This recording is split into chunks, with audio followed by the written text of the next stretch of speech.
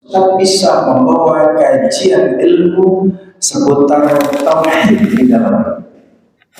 Nah, baru saya mulai menginginkan ini, Pak. Kenapa?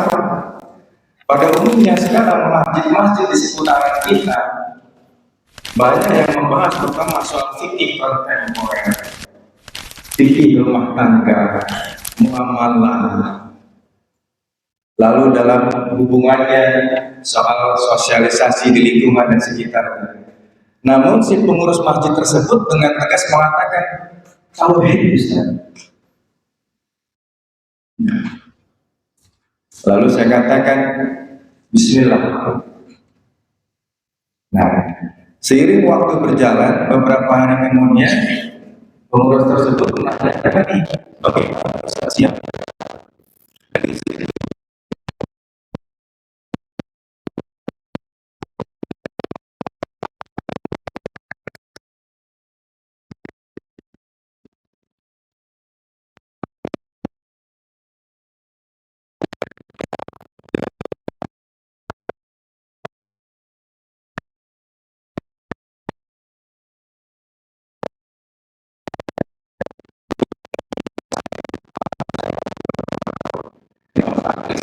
Langsung tepat takbir, Allah Akbar, kan?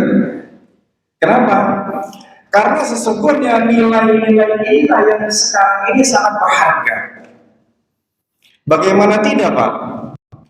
Baginda Nabi Muhammad SAW, beliau sejak diutus menjadi seorang Rasul 13 tahun setelah diutus, itu pun masih memperjuangkan yang namanya tauhid. Bayangkan, Pak, sudah diutus jadi Rasul, pertama yang diperjuangkan itu tauhid. Masya Allah. Dan hebatnya, setelah 13 tahun berjalan, dan inilah yang kekinian diikuti oleh para alim, para ulama sampai dengan kita saat ini.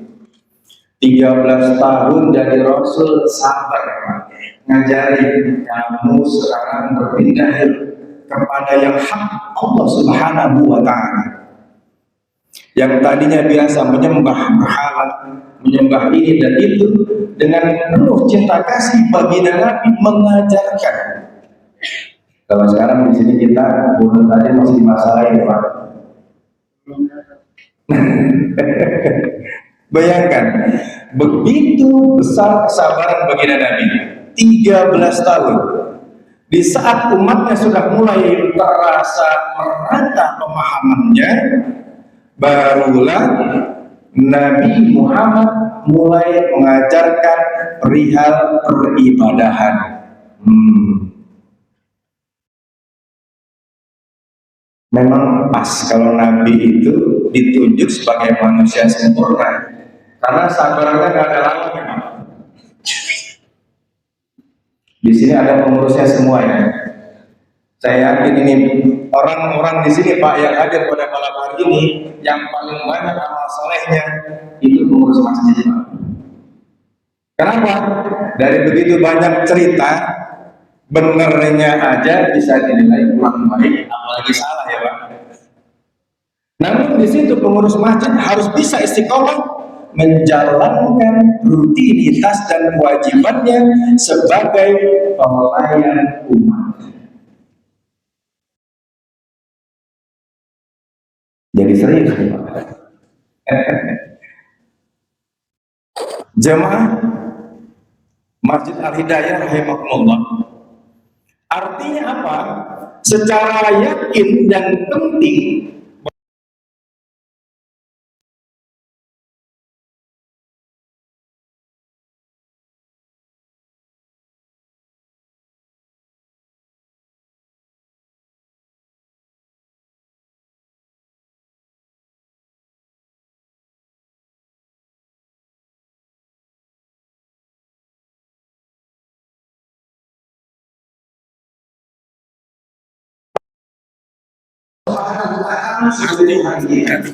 contohnya saja di dalam sholat syariat yang diajarkan pertama kali apa, Pak? Kalau wudhu jelas Pak. Tapi di dalam gerakan sholat yang pertama kali Rasulullah contohkan menengadahkan tangan, mengangkat ke atas dan menghadapkan ke depan sambil berkata Allahu Akbar. Saya yakin bapak-bapak, ibu-ibu semua paham ya, artinya pasti Allah Maha Besar ya Pak. Tapi apakah kita sudah benar-benar yakini kenapa baginda Nabi mencontohkan gerakan yang demikian? Contoh lebih dalam lagi Pak. Di dalam sholat ada yang namanya ruku. Coba kalau bisa tolong jawab angkat tangan Pak. Satu hari kita sebagai umat muslim punya kewajiban ruku berapa banyak Pak? Berapa? Siapa yang jawab itu? Siapa yang jawab? Angkat tangan. Santri atau jamaah? Jamaah, masya Allah. Jazakallahu khair, barakallahu fiik. Insyaallah umrah di saat waktunya datang. Betul Pak. Tuh bapaknya sedikit melek berapa ya? 17 kali kita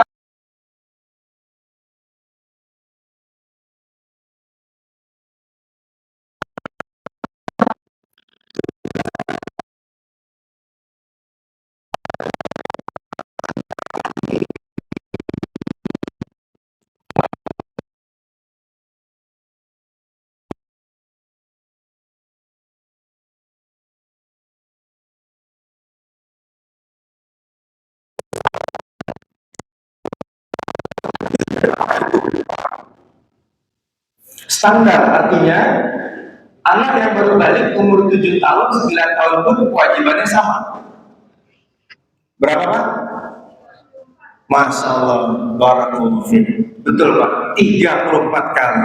Bayangkan Bapak Ibu, 34 kali kita mengagungkan nama Allah. Ya Allah, Engkaulah yang paling tinggi dan aku memuji. Bayangkan Pak, di saat kita sujud posisi ada di paling bawah muka bumi, betul? Dan di situ pun kita mengesahkan Allah. Ya Allah, kami memujimu. Engkau yang paling tinggi dan kami memujimu. Jika kita kaji secara ilmu tauhid, maka di situ kita benar-benar meletakkan hak kita sebagai seorang hamba yang adanya paling bawah. Lalu kita esahkan Allah, ya Allah, Engkau yang paling tinggi dan kami memujimu. Namun coba kita cek sama-sama sekarang Pak. Jika kita kaji secara tauhid, sudah begitu banyak orang yang melakukan takbir Allahu Akbar, namun selepas salam kembali lagi merasa lebih bisa dari Allah. Di saat kita ruku, kita katakan, ya Allah, Engkau yang paling tinggi, Engkau yang paling besar. Namun selepas salam, kita lagi gampang merasa, saya lebih bisa dari diri saya sendiri.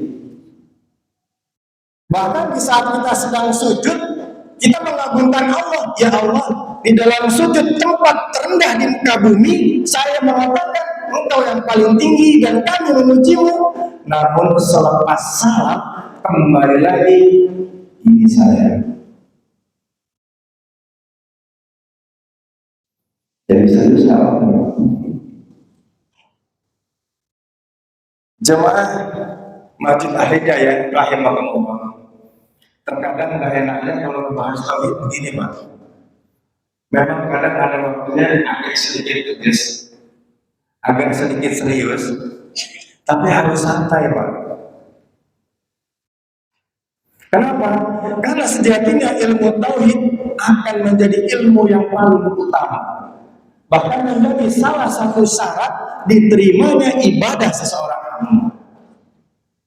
Bayangkan saja, di saat kita sudah kenakan Allahu Akbar, namun apa-apa di dalam hatinya berkata, ya Allah, saya punya proyek, sebentar lagi mau finish. Saya pasti bisa mengerjakannya. Bisa nih pasti.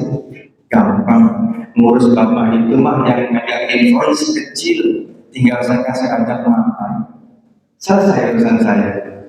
Tuh Pak, kira-kira yang begitu banyak apa enggak? Merasa bisa mengatur hidupnya sendiri.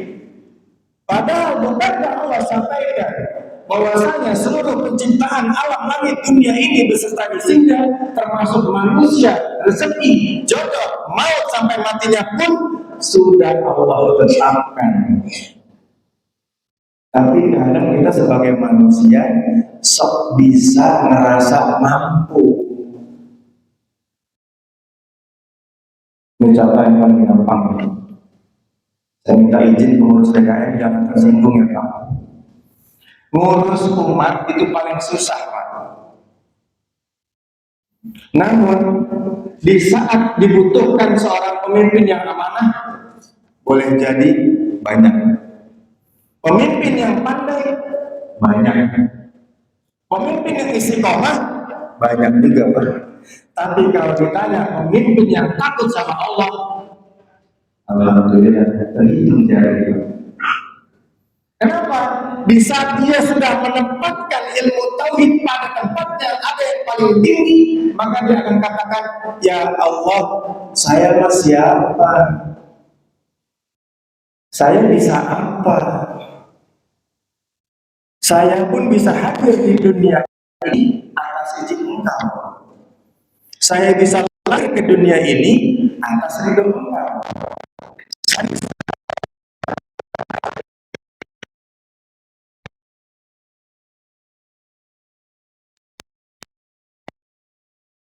Nikmat yang sudah Allah berikan itu akhirnya diukur Pak. Contohnya ya Pak, nafas. Kalau kita kemana-mana parkir kan itu sekarang udah lumrah ya Pak.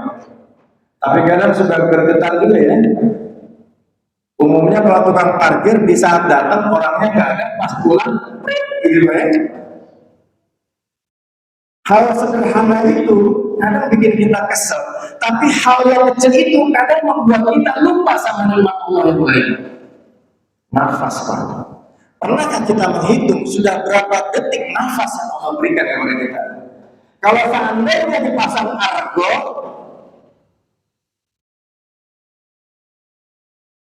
kira-kira di mana Pak? Satu detiknya nggak usah banyak-banyak, 500 rupiah saja. Jemaah Masjid Al-Hidayah rahimahullah.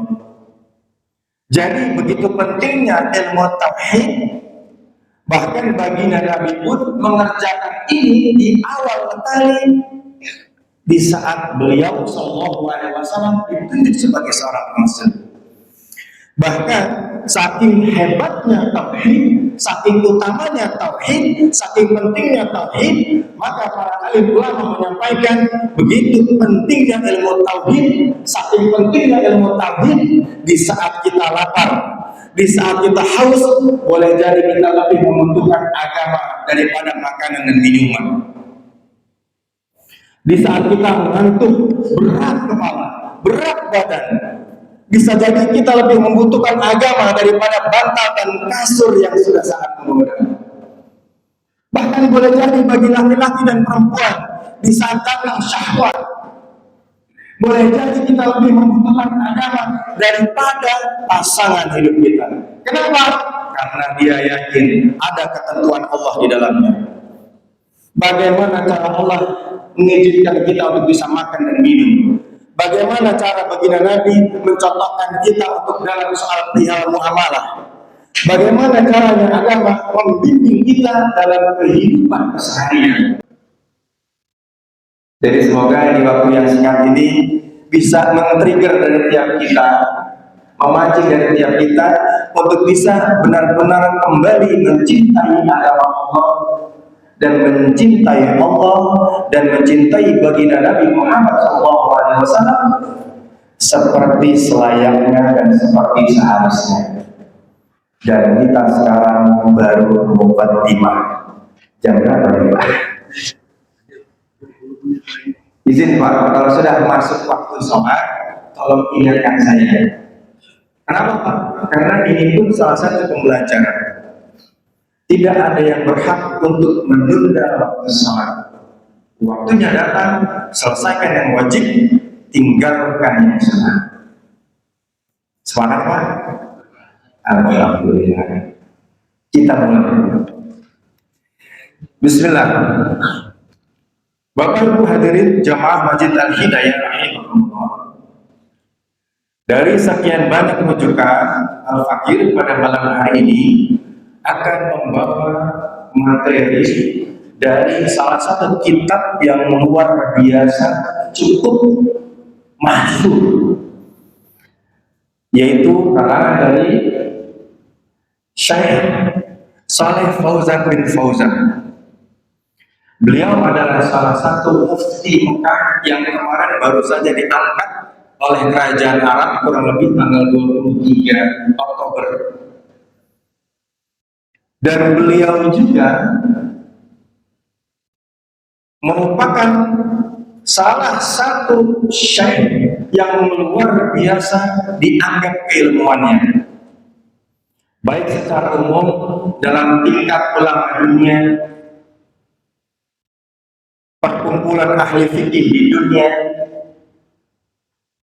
Mengenai sanadnya pun tidak perlu diragukan. Salah satu guru beliau adalah salah satu mufti terkenal yang kita sering dengar, yaitu Syekh Abdullah bin Bas. Dan begitu pun seterusnya sampai kepada tabi'in, sampai kepada sahabat, dan insya Allah sampai kepada Rasulullah Sallallahu Alaihi Wasallam.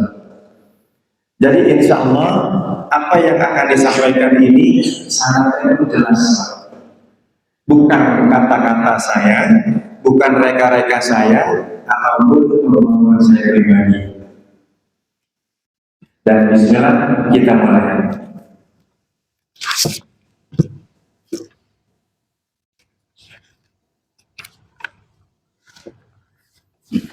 Untuk mempelajari ilmu tauhid, maka yang pertama kali perlu kita ketahui adalah sebagai kata pengantar dalam studi akidah. Yang pertama adalah tentang makna akidah dan urgensinya sebagai landasan agama. Akidah secara bahasa dari kata aqd yang artinya pengikatan. Akidah adalah apa yang diyakini seseorang. Jika dia memiliki akidah yang benar, maka akidahnya terbebas daripada gangguan, keraguan, baik itu hal yang bersifat syubhat, lalu yang bersifat mungkar. Maksudnya apa Pak? Kalau orang benar-benar mempelajari ilmu tauhid, akidahnya benar, maka dia nggak akan terganggu. Contohnya begini, ditanya dia apakah dia Islam? Islam jawabannya. Apakah dia sholat? Sholat. Apakah dia puasa? Puasa. Apakah dia haji? Alhamdulillah haji. Tapi maaf, banyak di antara saudara-saudara kita masih percaya sama hal-hal yang berbau syirik. Dan ini bisa terjadi.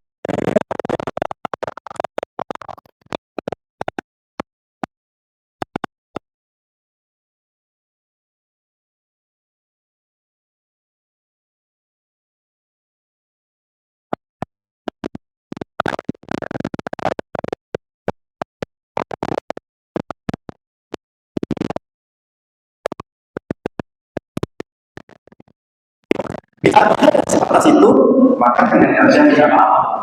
Namun, jika sampai dia sudah meyakini, di saat saya mengenakan cincin ini, di saat saya menggunakan batu ini, di saat saya menggunakan cincin ini di hari ini, saya terasa jadi lebih istimewa. Nah, maka di saat seperti itu pun sudah tercatat akidah yang menyimpang. Kenapa? Karena akidah yang ditunaikan, pengikatannya kepada Allah tercederai. Kenapa?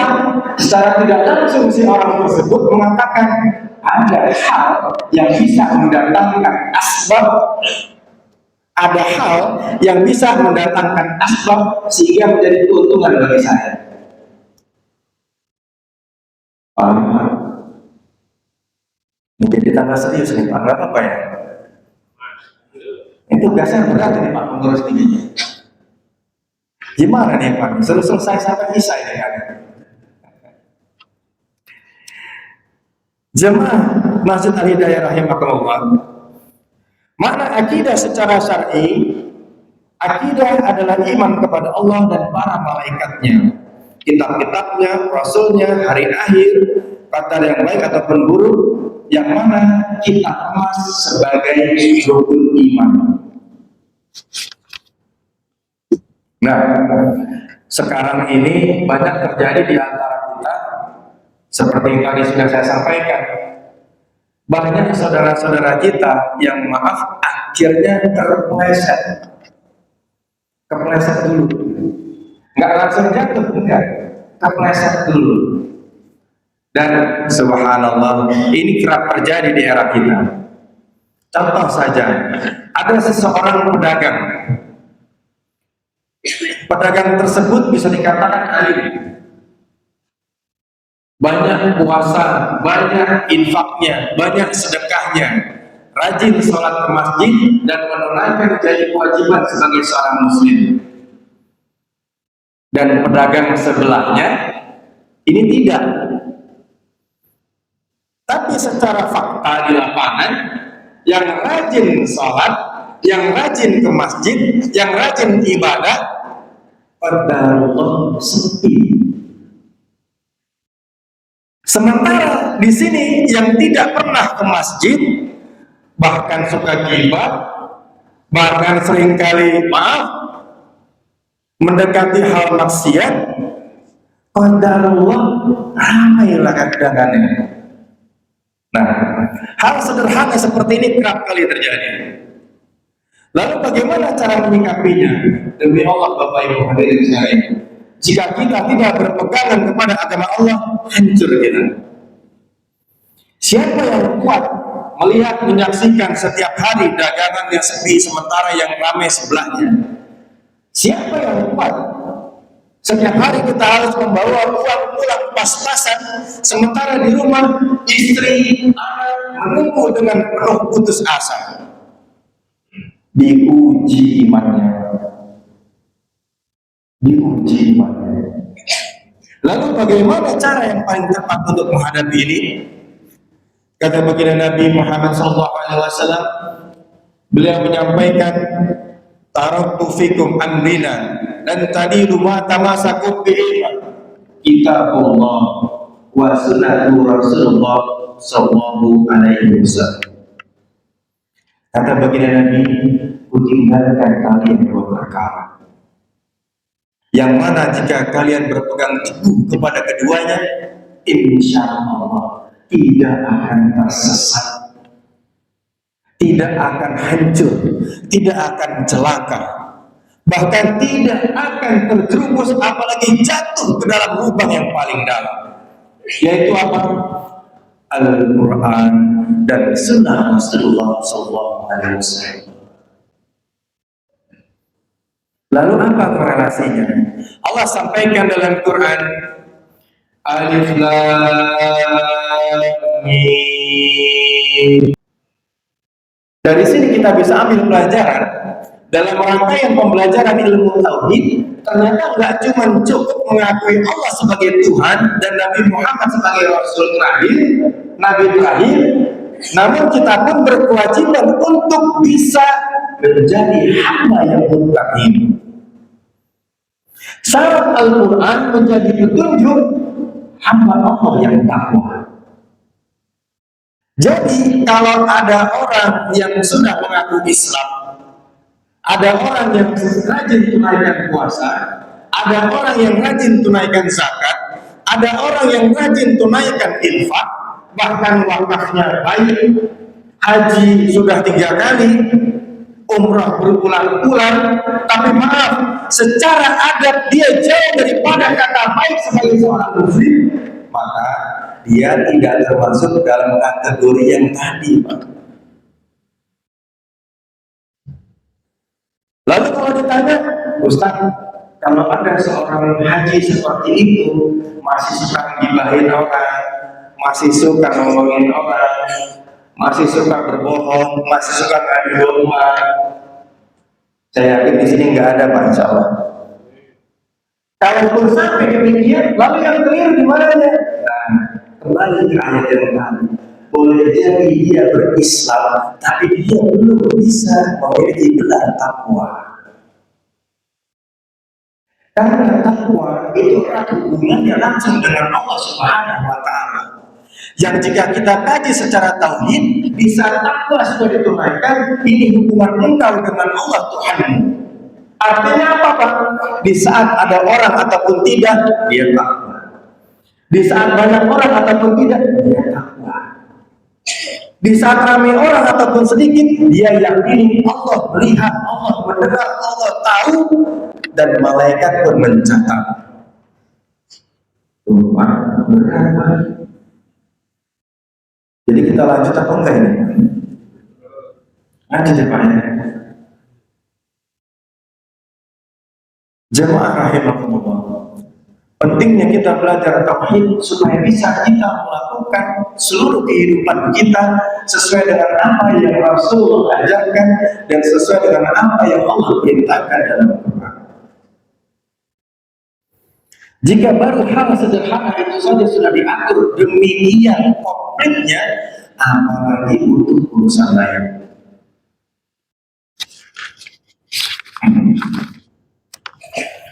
Seperti tadi, Bapak, rezeki. Banyak orang sekarang ini justru seringkali terpeleset dengan paksa rezeki sendiri. Sederhananya, seperti pedagang tadi, kok saya ramai ya? Kok saya sepi ya? Boleh jadi ramainya itu Allah biarkan dalam keburukan, istidraj namanya. Dan boleh jadi sepinya pedagang yang taat tersebut tidak lain dan bukan Allah sedang mengumpulkan pahala amal soleh ini. Bukankah Allah katakan dalam Quran, wasta'inu bis-sabri was-shalah? Dan dia tunaikan, ya Allah, saya itu Engkau berikan berapapun rezeki pada hari ini adalah yang terbaik bagiku. Kata Allah, pahala. Di saat dia terima ketentuan Allah, pahala. Di saat disyukuri, aku tambah nikmatnya.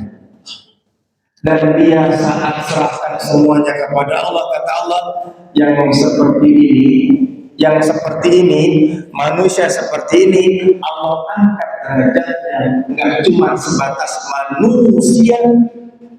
Makanya begitu banyak ayat dalam Quran ada di saat Allah mengatakan ya ayyuhan nas, dan ada juga beberapa ayat bahkan banyak Allah katakan ya ayyuhalladzina amanu, orang yang beriman. Dan Allah ganti bahasanya, wahai orang beriman.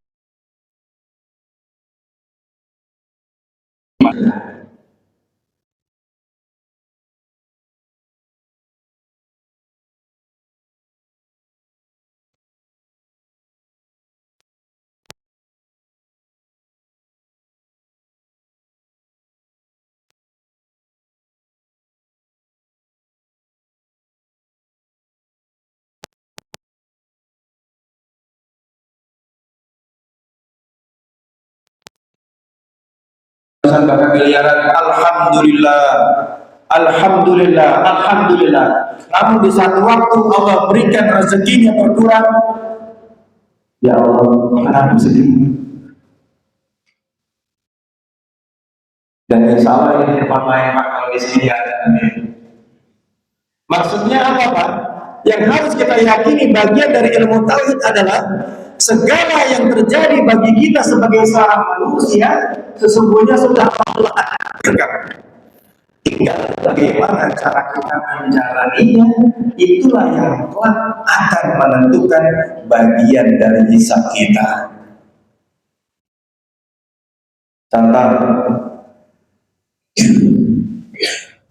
Contoh ini, Pak, ya. Nah, ini contoh saudara kita nih, Pak pengurus, Allah takdirkan rezekinya contoh selama hidup 100 miliar gitu ya. Amin. Jangan lupa sedekah sini Pak ya. 100 miliar. Dan konsep rezeki, selama Allah masih berikan rezeki dan belum habis, maka masih tersedia umurnya. Begitu juga, di saat rezekinya habis, maka waktunya pulang. Jika kita bicara akidah dan tauhid, maka 100 miliar yang Allah berikan rezekinya kepada saudara kita ini, maka itulah yang diterima. Tidak ada cerita di saat saya mau nambah, saya harus mendekati musyrik. Di saat saya mau nambah jadi lebih banyak, saya harus memproduksi. Di saat saya mau jadi lebih kaya lagi, saya harus melakukan hal-hal lain. Nah, ini tidak ada Pak. Melainkan apa? 100 miliar rezeki yang sudah Allah tetapkan, bagaimana dijemputnya, itulah yang bernilai. Di saat dijemput dengan cara yang halal,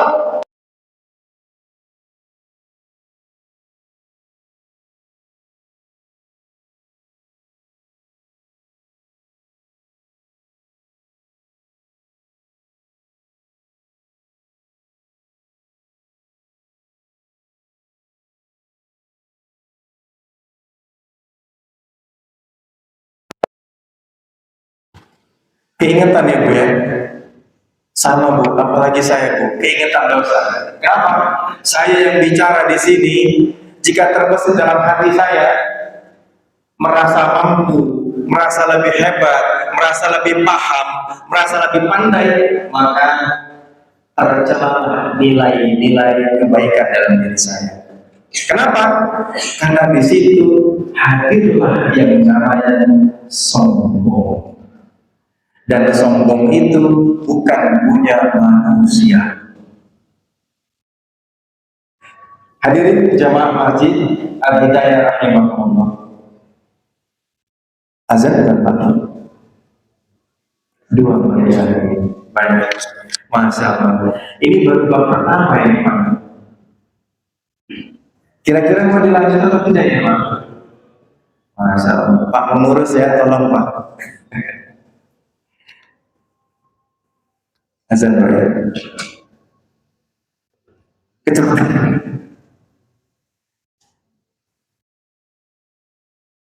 Hadirin jamaah masjid rahimahullah, ada waktu 2 menit kata Pak pengurus.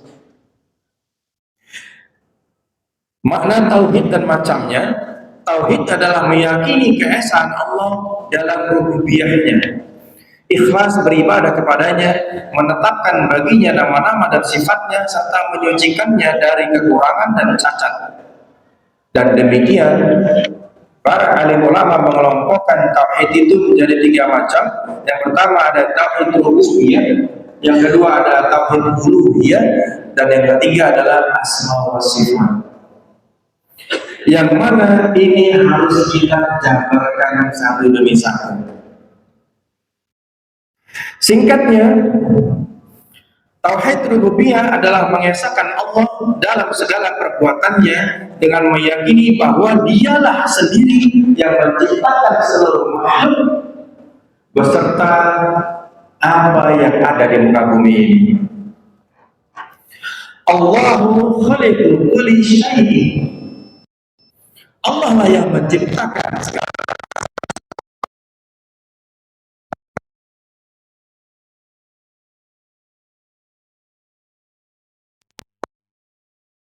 Isya. Alhamdulillahillazi bi ni'matihi tatimmu shalihat. Bapak Ibu jamaah masjid Al-Hidayah rahimahumullah. Senang sekali pada hari ini kami bisa membawakan materi mengenai tauhid di tempat yang istimewa ini. Dan dengan ketulusan hati di waktu yang terbaik ini, kami memohon maaf jika apa yang kami sampaikan ini ada kekeliruan, ada kekurangan, karena segala kebaikan hanya dari Allah Subhanahu wa Ta'ala, dan segala kekurangan milik Al-Fakir pribadi. Dan bismillah, di waktu yang baik ini kita sama-sama bermohon kepada Allah, semoga apa-apa yang kita tunaikan pada malam ini dapat menjadi bekal amal soleh sebagai bentuk jariah dari Allah.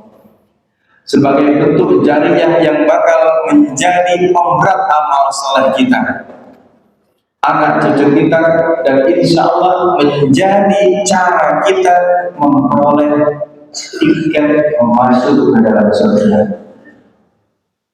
Barakallahu fikum, jazakumullahu khairan katsiran. Sampai bertemu di lain waktu, di lain kesempatan. Semoga Allah Subhanahu wa taala senantiasa memberikan kita ridho, taufik, hidayah, kemudahan untuk menuntut ilmu, memudahkan langkah kita untuk menunaikan ibadah secara syariat, untuk bisa menunaikan ibadah secara baik dan benar, dan untuk bisa lebih taat kepada Allah, untuk bisa mencintai Allah dengan lebih baik, lebih ikhlas, dan bisa mengikuti sunnah-sunnah Rasulullah dengan lebih sempurna.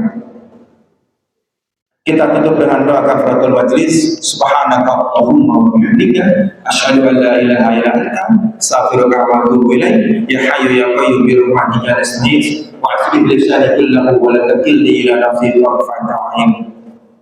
Wa akhiru da'wana Assalamualaikum warahmatullahi wabarakatuh.